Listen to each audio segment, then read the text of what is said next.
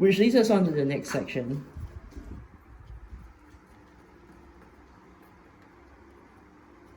Section 1.3. Now, this section is the table method. Now, like I told you, I made this method myself and it helped me a lot in all those math questions. Even if you had to write down the working, but this helps you check really easily. And it also helps you find out which identities and which properties you might have missed.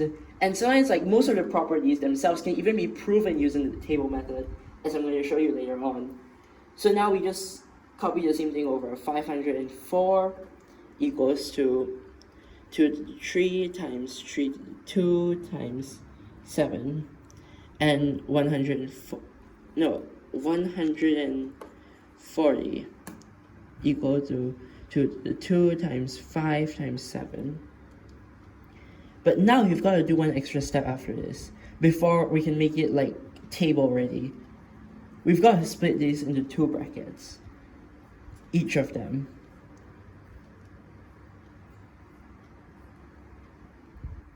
Now, notice that, like, for the table method to actually work, remember the first pair of brackets always has to be the same. Like, they have to have the same number in between. While the second pair has to be co-prime.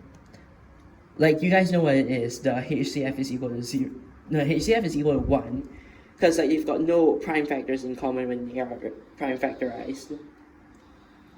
So, we see that for these 2 numbers, we can just use our brains and eventually get 2 to the 2 times 7 here, 2 to the 2 times 7, and we're writing them in index form. We're not expanding them yet, because they're going to be used in index form. They're going to be much more useful this way.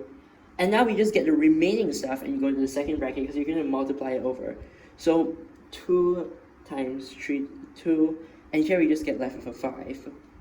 Now we know these 2 are co-prime and these 2 are the same, which makes a lot of sense.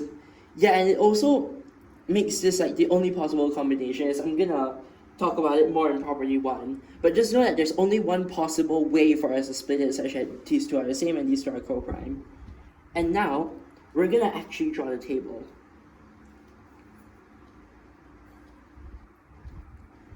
Now I'm gonna make this tic-tac-toe grid of things. Yeah, here I'm gonna put an A, here I'm gonna put B. And here I'm going to write the word common. You can just put a C once you get used to it, but here I'm just going to write the whole thing. And here I'm going to write not common. Now what you do here is that this value in this top left bracket here goes to the top left box, like 2 to the 2 times 7. This value, however, goes into this box, so it's like 2 to the 2 times 7, because they're both the same. You see, here they're both common. And this value here goes into this box, so 2 times 3 to the 2, and here you just have a 5, because like this just goes into this box. So all you need to know for 2 numbers is that basically you just have this 2 by 2 square here, and these 2 just keep their positions while these 2 just exchange. Now here A, you can just put 504 because we're comparing these 2, and B, you just put 140.